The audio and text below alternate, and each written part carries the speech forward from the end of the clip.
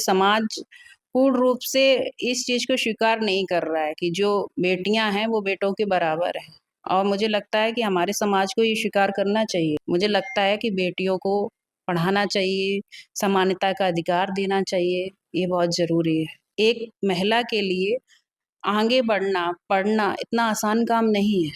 मैं बहुत थैंक करती हूँ गॉड को और अपने पिता को। बाबा साहब ने अधिकार तो दिए हैं, संविधान में लिखे हुए हैं, लेकिन उनको पता ही नहीं है कि हमारे अधिकार हैं क्या। आप ट्रैवल करिए, उनके लिए सीट बनाई है सरकार ने कि ये सीट महिला के लिए है, लेकिन वो पढ़ी लिखी नहीं है, इतनी शिक्षित ही नहीं है कि उस लाइन को पढ़ लें कि ये सीट हमारे लिए रिजर्व। सोनपुर की पहली ऐसी बहू है जिन्हें राजनीतिक अभिरुचि जो है वो व्यापक तौर पे हमारे साथ बातचीत करने के लिए डॉक्टर पारुल यादव हैं। और नई नई जो है वो शादी भी हुई है और काफी जो है अच्छा समाज सेवा में इन्होंने पिछले 8-10 साल से अपना एक अलग रूप जो है दिया है। जानकर ये आश्चर्य होगा कि ये साइंटिस्ट भी हैं। तो सबसे पहले पारुल जी आपका बहुत बहुत स्वागत है। Thank you. कैसे लगा कि अब राजनीति में मुझे जाना चाहिए? चूँकि शादी हुए बहुत ज़्यादा दिन अभी हुआ नहीं, लेकिन ये राजनीतिक अभिरुचि कैसे जगी आपके अंदर? राजनीति अभिरुचि कह सकते हैं कि 8-10 साल पहले मैं जब अपना मास्टर कर रही थी 2014 में, तो उस समय मैं देखती थी कई बार ऑनलाइन लोगों का इंटरव्यूज़ देखती थी, संसद में बोलते हुए देखती थी। तो मुझे लगता था कि महिला सशक्तिकरण के लिए लोग आवाज़ उठाते हैं, लेकिन जिस तरीके से उन्हें आगे आना चाहिए, वो नहीं आते हैं। ठीक है? तो मुझे ऐसा लगता था कभी मुझे ऐसा अगर मौका मिलेगा, तो मैं ज़रूर आगे आऊँगी और महिलाओं के लिए डट के आगे खड़ी होंगी। बिल्कुल। मैं जिस परिवार से आती हूँ, उस घर में मैं एक इकलौती बेटी हूँ। मेरे पिताजी ने मुझे कभी भी बेटी नहीं समझा, हमेशा बेटे की तरह ट्रीट किया, बेटे की तरह पढ़ाया। मेरे जो पिताजी हैं, वो वाइस प्रिंसिपल रहे हैं इंटर कॉलेज में, अभी फ़िलहाल उनका रिटायरमेंट हुआ है। तो उन्होंने जो मुझे शिक्षा दी, जैसे उन्होंने मुझे ट्रीट किया, मैं चाहती हूँ कि हमारे देश में हर बेटी इस तरीके से आगे बढ़े, शिक्षा ले और अपने देश का नाम रोशन करे। बिल्कुल। आप राजनीतिक तौर पे आना चाहती हैं, लोग भी ये जानना चाहते हैं कि जो पारुल यादव है, डॉक्टर पारुल यादव, आखिर ये करती क्या है? इनका पेशा क्या है? इसकी एजुकेशन कितना है? ये तमाम चीज़ें जो हैं वो विशेष तौर पर समाज जानना चाहता है। तो आप कह रहे हैं कि एक तरीके से आप साइंटिस्ट भी हैं, तो इतने कम संसाधन में और मतलब पिछड़े समाज से होकर और इतनी अच्छी मुकाम हासिल करना या फिर समाज सेवा का विषय हो, चाहे जो भी हो इत जागरूकता के साथ ये सब कर रही हैं, कैसे ये संभव हो पा रहा है? पहली बात तो ये आपने बहुत अच्छा क्वेश्चन किया कि मैं ये चीज़ आज लोगों के सामने रख पा रही हूँ। मैं आगरा यूनिवर्सिटी दो 2014 में मैंने वहाँ से मास्टर कंप्लीट किया। देन मैंने एमफ़िल किया। आफ्टर उसके बाद मैंने पीएचडी कंप्लीट किया। मेरा पीएचडी है वो दयाल बाग एजुकेशनल इंस्टीट्यूट आगरा से है। लेकिन मेरा जो रिसर्च था वो एनआईएमआर न्यू दिल्ली जो कि आईसीएमआर के अंतर्गत आता है। जिस पे लोग मलेरिया पर काम कराते हैं। जो बेसिकली मेरा काम था पीएचडी का, वो मलेरिया पर ही था, मलेरिया कंट्रोल पे। और इस समय रिसेंटली मैं आरएमआरआईएमएस जो पटना में है, वहाँ पे मलेरिया प्रोजेक्ट में as a research scientist first posted हूँ। मैं यहाँ तक पढ़कर आई हूँ, मैं ये देख सकती हूँ कि मेरे सामने इतना ईज़ी तो नहीं था सब कुछ करना। मैं यहाँ तक आई हूँ इस मुकाम तक, कैसे चीज़ों को फ़ाइट किया है। ये सब चीज़ें मैंने वाक़ई महसूस किया कि एक महिला के लिए आगे बढ़ना, पढ़ना इतना आसान काम नहीं है। मैं बहुत थैंक करती हूँ गॉड को और अपने पिता को कि वो मेरे साथ एकदम खड़े रहे। उन्होंने मुझे हिम्मत दी और आज मुझे उस लायक बनाया कि मैं इस समाज को बता सकती हूँ कि आप भी कर सकते हैं, हर चीज़ पॉसिबल है। आप भी आगे बढ़िए और साहस के साथ आगे बढ़िए और आप वो सब कर सकते हैं जो इस पुरुष प्रधान देश में हर पुरुष करता है, वो आप भी कर सकते हैं।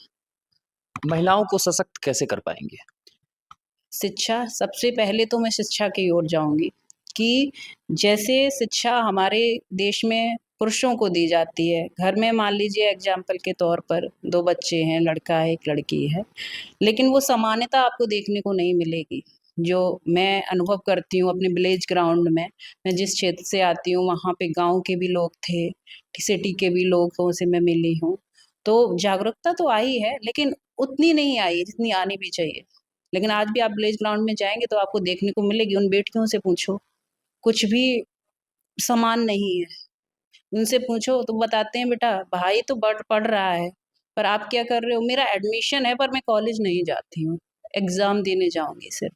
तो मुझे लगता है कि ये जागरूकता बहुत ज़रूरी है बेटियों को आगे लाने की। क्या लगता है मतलब जिस तरीके से हम आज़ादी की बात करते हैं, तो महिला महिला जो है वास्तव में आज़ाद अभी भी नहीं है? क्या लगता है कि अभी भी उन्हें उस तरीके से आज़ादी नहीं मिली है, जो प्रॉपर समाज में आकर और आपके तरह पढ़ाई करे, समाज सेवा में जो है वो इन्वॉल्व हो? अगर आज़ादी मिलती तो हमें नहीं लगता है कि आज मुझे ये बात यहाँ बैठकर बोलनी पड़ती, क्योंकि मैंने ये चीज़ें खुद भी बाहर निकली हूँ, तो मैंने फेस की। अपने परिवार को छोड़ दिया जाए, मेरे ससुराल को, मैं यहाँ आई हूँ अपने ससुराल में, मुझे ये महसूस ही नहीं होता है कि मैं अपने ससुराल में आई। मुझे लगता है मैं घर पे ही हूँ। लेकिन अगर विलेज ग्राउंड की बात किया जाए, मैं ही ऐसे कई लोगों को जानती हूँ जो रिलेटिव हैं, विलेज में हैं, गाँव में, उन बच्चियों से बात करती हूँ, तो वो अपनी प्रॉब्लम्स को शेयर करती हैं कि दीदी ऐसा है, ऐसा है, ये प्रॉब्लम है। तो उन लगता है कि पेरेंट्स ऐसा क्यों करते हैं? नहीं, मुझे लगता है कि बेटियों को पढ़ाना चाहिए, समानता का अधिकार देना चाहिए, ये बहुत ज़रूरी है। और इसे आगे मुझे ऐसा लगता है ये चीज़ करने के लिए सबसे ज़रूरी है एजुकेशन। जब एजुकेशन होगी तो बेटियाँ अपने अधिकार जानेंगी। हमारे संविधान में अधिकार दिए गए हैं, समानता के दिए गए, क्या वो अभी तक हो पाए? नहीं हो पाए, ये आप भी जान ही रहे हो। आप भी एक महिला हैं, आप भी एक किसी की बेटी हैं। तो क्या लगता है कि असल में बेटियों को मतलब सबसे ज़्यादा तकलीफ़ कहाँ होता है? कहाँ लगता है कि भाई हम यहाँ से बैकडोर पे जा रहे हैं? या फिर ऐसा लगे कि भाई मतलब हम बेटी हैं, हमको ये चीज़ करनी चाहिए, लेकिन हम वो चीज़ नहीं कर पाते हैं? कह सकते हैं इसमें हमारे समाज का ही योगदान है, इन्हीं की देन है क्योंकि समाज पूर्ण रूप से इस चीज़ को स्वीकार नहीं कर रहा है कि जो बेटियाँ हैं वो बेटों के बराबर हैं।